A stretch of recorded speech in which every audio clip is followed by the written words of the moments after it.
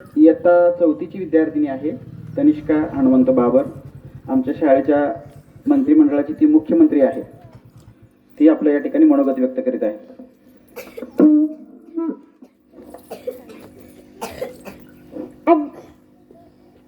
अध्यक्ष महाशय, पूज्य गुरुजन वर्ग व येथे जमलेले पालक व माझ्या बंधू भगिनींनो, मी आज आपल्या समोर स्वातंत्र्यानिमित्तचे 4 शब्द सांगणार आहे. तर तुम्ही शांत चित्ताने ऐकून घ्यावे ही नम्र विनंती. देश स्वतंत्र झाला, इंग्रज देश सोडून निघून गेले, पण आजही आपण स्वतंत्र आहोत का? आज महागाईने अनेक लोक उपाशी झोपत आहेत, पण व्यवस्था जागी होत नाही. आज मुली एकट्या फिरू शकत नाही. स्त्रियांना राजकारणात आणले, पण कारभार सगळा त्यांचा नवरोबच करतात. कायद्यात अनेक पळवाटा निर्माण होतात. का? कायदे करताना अनेक पळवाटा ठेवले जातात. हे मी सांगायला नको. कायदे करणारे व जनतेच्या कल्याणासाठी काळजी करणारे आणि देशाचे भले चिंतणारे हवेत. पण तेच कायदे मोडण्यात व स्विस बँकेत पैसे ठेवण्यात पुढे असतील तर याला जबाबदार कोण? याला दुसरे कोणी जबाबदार नाही तर आपणच कारणीभूत आहोत. आता जागे व्हायला हवे. हे दुसरे कोणी बदलू शकणार नाही, तर तुम्ही, मी, आपणच हे बदलायला हवे. यासाठी आपण एक होऊन आपला अधिकार वाढवून 5 वर्षांनी मताचा जोगवा मागायला जाब विचारायला पाहिजे. नाहीतर ए रे माझ्या मागल्या आणि ताकदीने चांगल्या म्हणत निवडणुकीच्या आदल्या रात्री 500च्या नोटा, दारूच्या बाटल्या, ढाब्यावरील जेवण करून आपण देश बदलायला गेलो तरी काही उपयोग होणार नाही.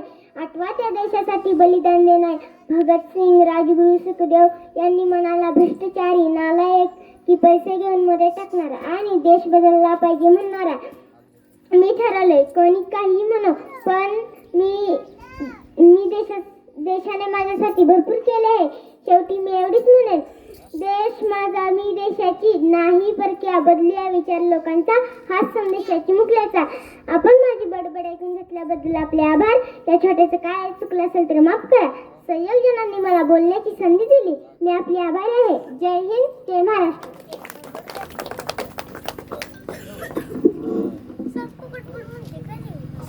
तनिष्कानं खूप छान या ठिकाणी आपले मनोगत व्यक्त केलं.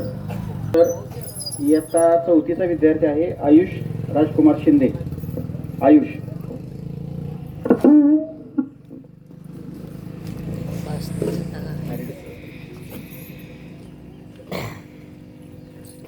अध्यक्ष महाशय, पूज्य गुरुजन वर्ग, येथे जमलेले पालक व माझ्या बालमित्रांनो, आज मी आपल्या समोर स्वातंत्र्य दिनानिमित्त जे 4 शब्द सांगणार आहे ते तुम्ही शांत चित्ताने ऐकून घ्यावे ही नम्र विनंती.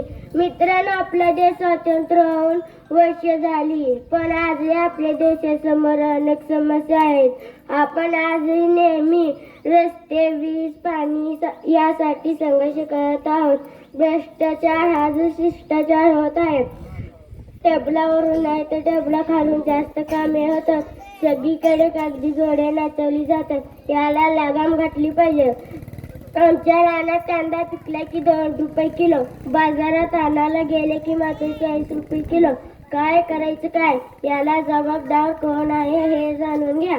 आपण बदला, देश आपोआप बदलेल. भ्रष्टाचाराला मुळापासून उकळून टाकणार, देणार न घेणार हा मंत्र जपूया. एवढे बोलून मी माझे भाषण थांबवतो.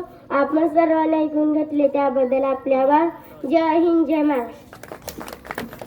तर इयत्ता 4थीची विद्यार्थिनी आहे दीपाली दत्तात्रय कदम. आपलं मनोगत या ठिकाणी व्यक्त करणार आहे.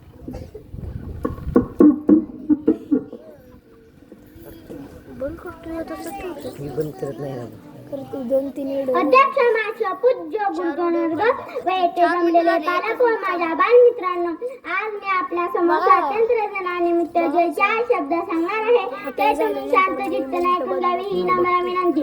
मित्रांनो, आपल्या देश स्वातंत्र्य होऊन अनेक वर्ष झाली. या काळात आपल्या देशाने भरपूर प्रगती केली.